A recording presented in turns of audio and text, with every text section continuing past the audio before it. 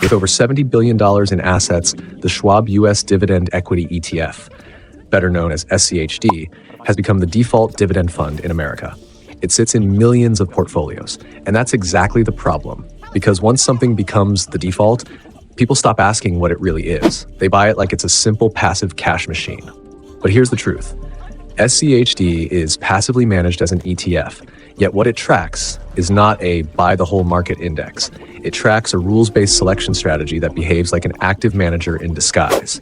And when you don't understand the engine under the hood, you make structural mistakes that don't feel painful today because nothing explodes overnight, but quietly crush your long-term results.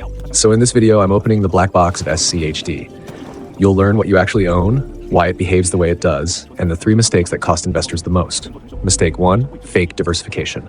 Mistake 2, the bond proxy fallacy. Mistake 3, the silent killer, bad asset location. Then I'll give you simple mechanical fixes you can apply today without guessing the market. Before we talk about mistakes, you have to understand what SCHD is designed to do. SCHD tracks the Dow Jones U.S. Dividend 100 Index. That is not the market. It's a rules-based elimination tournament. Every rule creates a bias on purpose.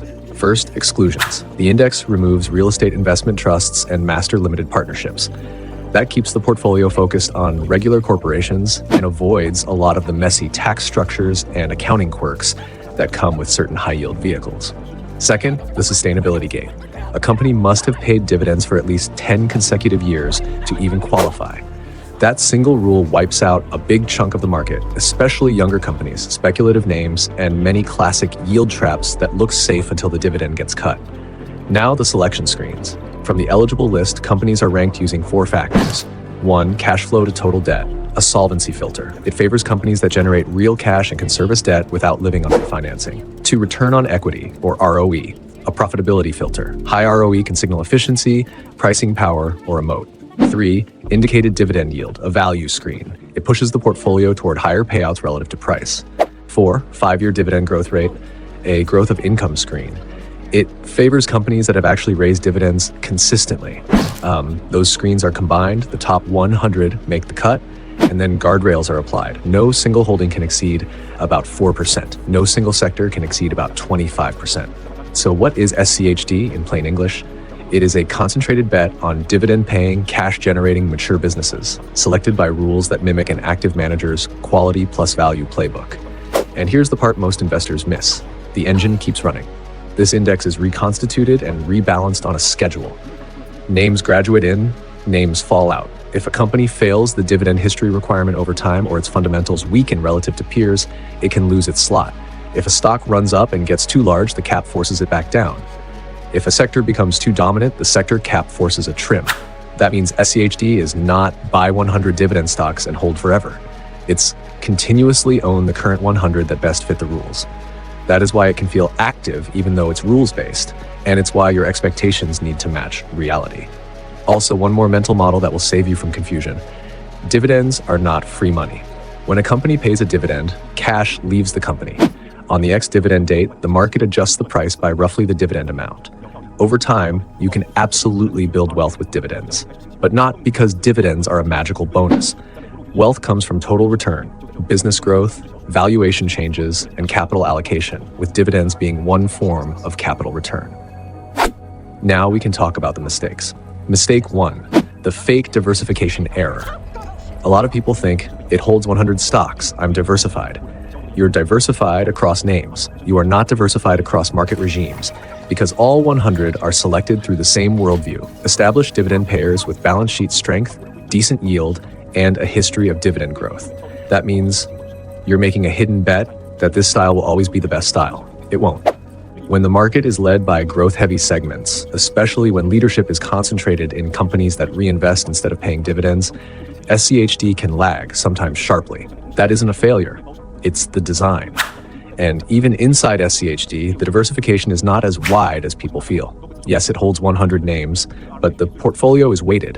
The top holdings can still matter a lot. The sector cap can also create a different kind of concentration. The fund might live near the cap in whatever sectors are currently most compatible with the rules.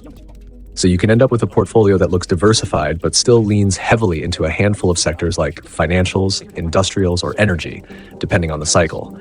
That's not automatically bad, but it is a real tilt. And if you don't know you're tilted, you will react emotionally when the wrong regime shows up.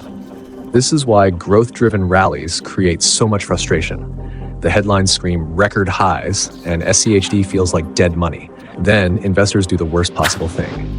They sell after underperformance, they chase what already ran, they buy the top of the thing they were missing. That's not a fun problem, it's a role problem. SCHD is not built to be your entire equity portfolio. It's a style tilt.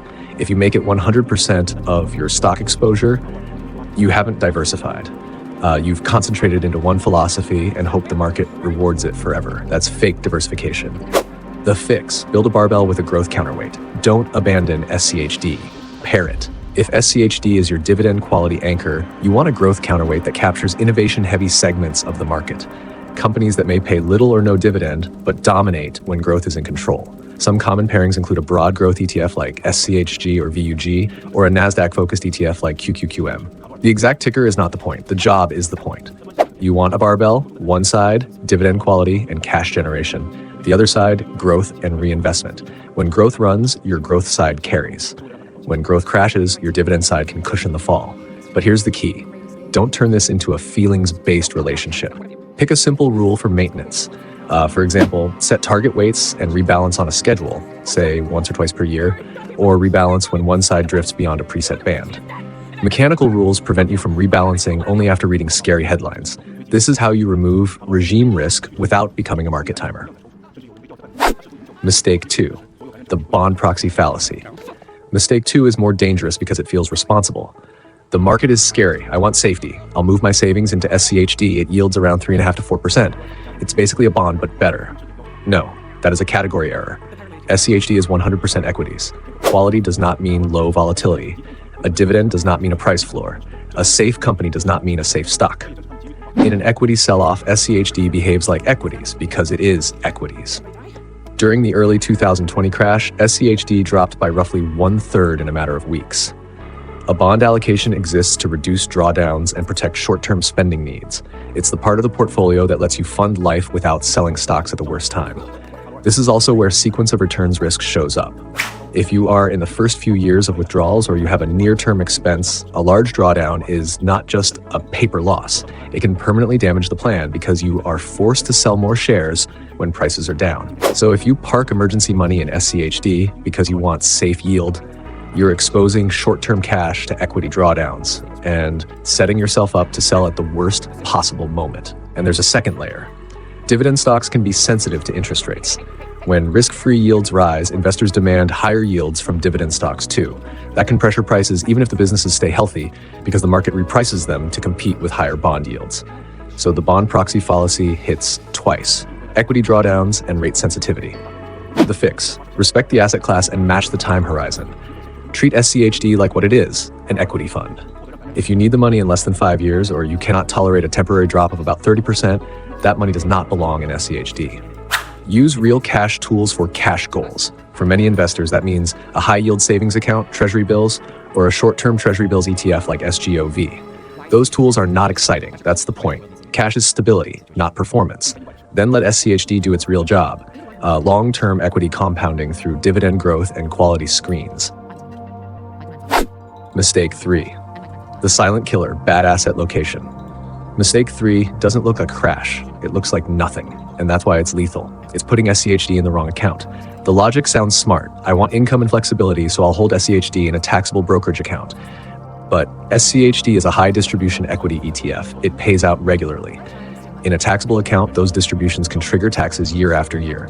Even if many dividends are qualified, taxes still create drag, and tax drag compounds. It's friction on the snowball. Here's the clean math. Assume SCHD yields 4%.